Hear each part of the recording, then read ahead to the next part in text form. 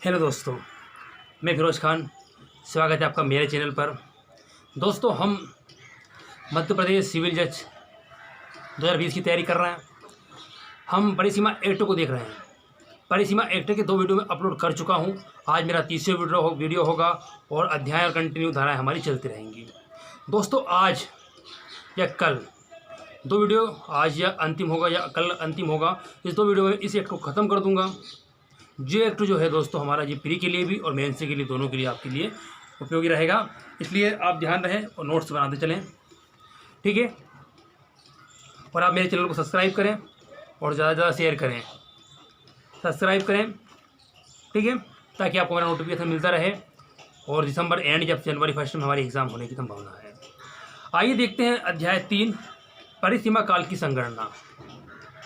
धारा 12 बताती है कि विधिक कार्रवाइयों में समय का अपवर्जन। जो विधिक कानूनी कार्रवाई है उसमें समय को हटा दिया जाता है, उस समय को काट दिया जाता है, उस समय को कम कर दिया जाता है। धारा 12 बताती है कि विधिक कार्रवाई में समय का अपवर्जन। आइए बैरिक्टर की भाषा देखते हैं।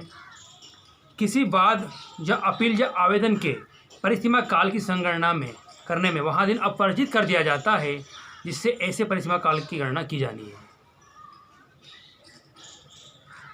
12 की उपधारा 1 और उपधारा 2 बता दी, सुनिए।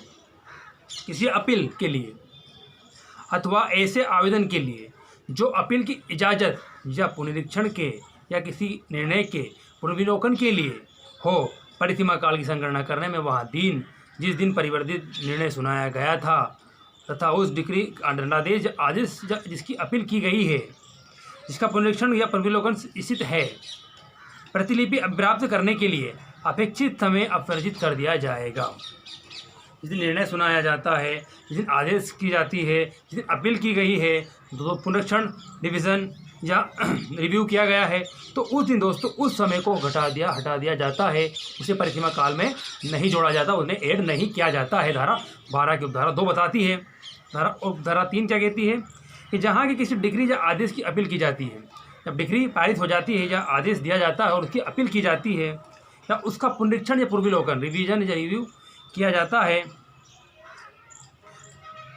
तो ये इजाज़त के लिए आवेदन किया जाता है। तो वहाँ उस निर्णय की प्रतिलिपि अभिप्राप्त करने के लिए, है ना, तो उस निर्णय की अभिप्राप्त करने के लिए क्या करने के लिए, प्रतिलिपि अभिप्राप्त करने के लिए अपेक्षित समय भी अपवर्जित कर दिया जाता है।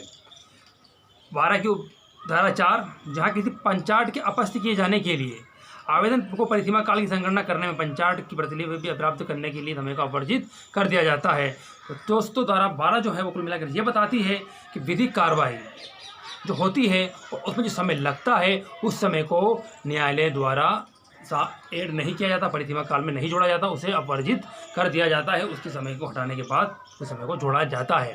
तो परिसीमा काल में धारा 12 बताती है विधिक कार्रवाई को हटा दिया जाना, अपवर्जित कर दिया जाना, ठीक है। आइए देखते हैं धारा 13।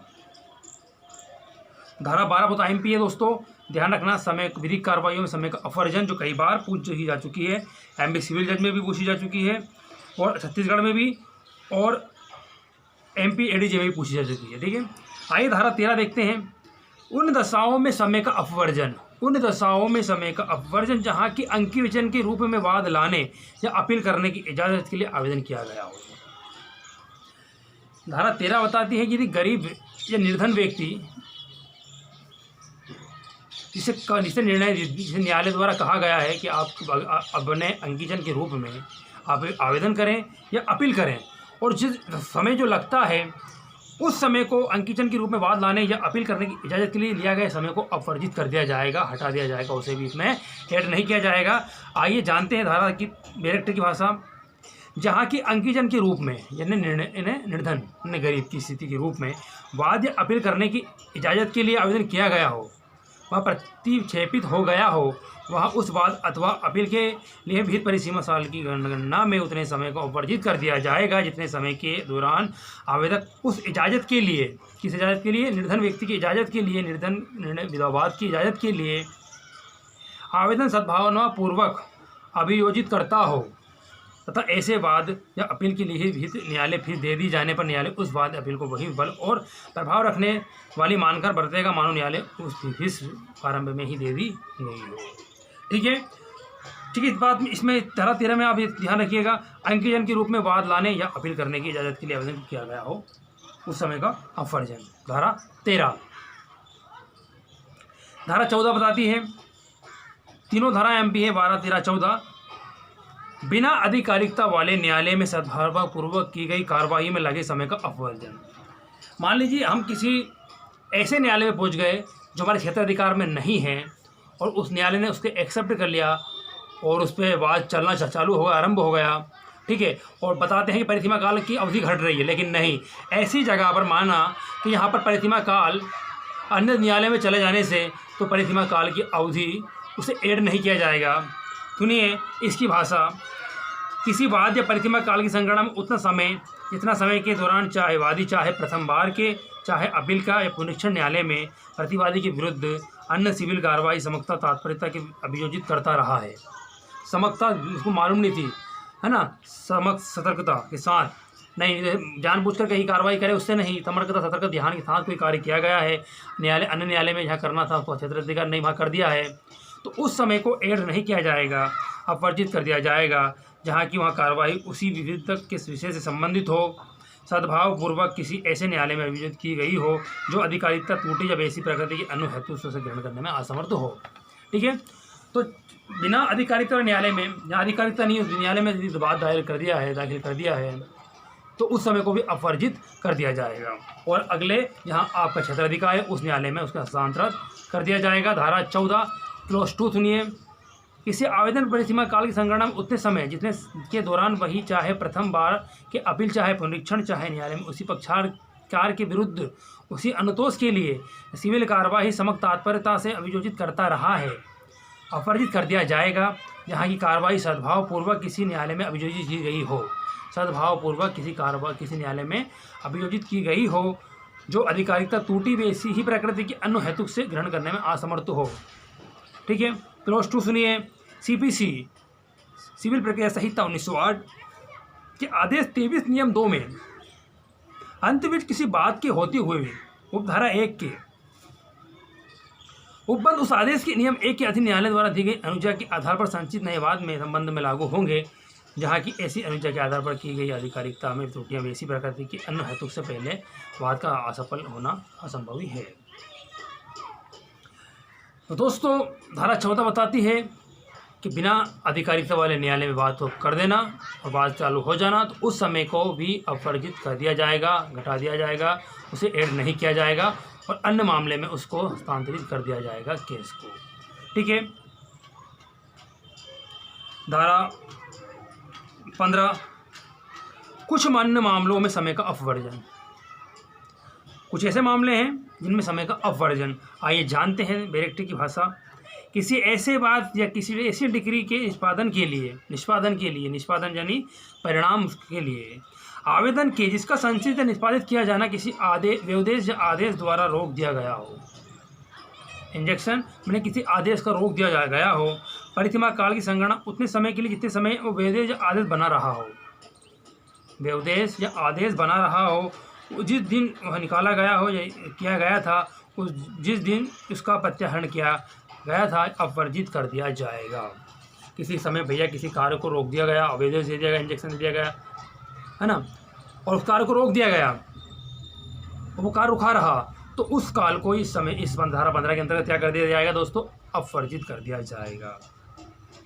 इसी उपधारा 2 बताती है किसी तत्समय प्रवृत्त विधि की अपेक्षाओं के अनुसार किसी ऐसे बात की परिसीमा काल की संगणना में उसकी सूचना दी गई है या जिसके लिए सरकार या किसी अन्य प्राधिकारी की पूर्व सम्मति या मंजूरी अपेक्षित है, ऐसी सूचना की काल अवधि यथा स्थिति ऐसी सम्मति अथवा मंजूरी प्राप्त करने के लिए अपवर्जित कर दिया जाएगा।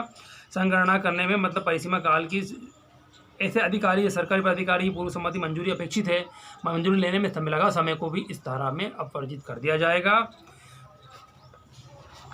और इसकी उपधारा 3 बताती है किसी व्यक्ति को दिवालिया या न्यायान्वित करने की कार्रवाई में नियुक्ति किसी रिसीवर या अंतरिम रिसीवर द्वारा कंपनी की परिसीमन की कार्रवाई में नियुक्ति समापक या अंतिम समापक द्वारा किए गए किसी वाद या डिग्री के निष्पादनार्थ आवेदन की परिसीमा काल की संगणना में या अंतिम समापक द्वारा किसी वाद या डिग्री के मामले में उसको भी हटा दिया, समाप्त कर दी होगी।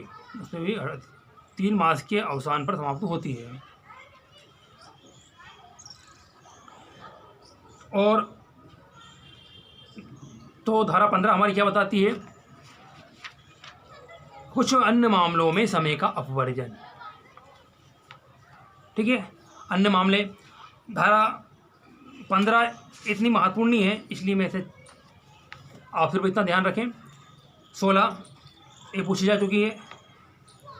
वाद लाने का अधिकार प्रदत्त होने पर, वाद लाने का अधिकार जब उजागर होता है होने पर या होने के पूर्व मृत्यु हो जाने का प्रभाव। अब है हमारा या तो उजागर या तो प्रभुत्व होगा नहीं, या होने से पूर्व ही मृत्यु हो जाने पर अब मृत्यु का क्या प्रभाव होगा। धारा 16 की उपधारा 1, जहाँ की कोई व्यक्ति जिसे वाद जीवित रहता तो वाद संचित करने या आवेदन करने का अधिकार होता, जीवित होता तो वाद करने या अधिकार होने का होता, उस अधिकार की प्रदत्त होने से पहले मर जाए या वाद संचित करने या आवेदन करने का अधिकार किसी व्यक्ति को मृत्यु से प्रदत्त होता है, तो वह परिसीमा काल की संगणना उस समय तक की जाएगी जब मृतक का ऐसा विधिक प्रतिनिधित्व हो। अब जिसको व्यक्ति को अधिकार था और व्यक्ति मर जाता है तो उसका विधिक प्रतिनिधि है ना, उसका भाई बाप जो कोई भी होगा विधिक प्रतिनिधि, उस बात को जब उसको मालूम पड़ती है कि मुझे कहा है ना, तो जब वो विधिक प्रतिनिधि हो जाए ऐसा, तो वाद संचित करने के लिए आवेदन के लिए समर्थ हो, तो उस दिन से उस परिसीमा काल की गणना चालू होगी। उपधारा 2 बताती है, जहाँ की कोई व्यक्ति जिसके विरुद्ध वहाँ जीवित रहता तो वाद संचित करने या आवेदन करने का अधिकार प्रदत्त होता, तो उस अधिकार की प्रदत्त होने से पहले मर जाए या किसी व्यक्ति के विरुद्ध संचित करने या आवेदन करने का अधिकार उसकी मृत्यु से प्रदत्त होता है, तो वहाँ परिसीमा काल की संगणना उस समय तक की जाएगी जब मृतक ऐसा विधिक प्रतिनिधि हो जाए जिसके विरुद्ध वादी ऐसा वाद संचित कर सके या आवेदन कर सके।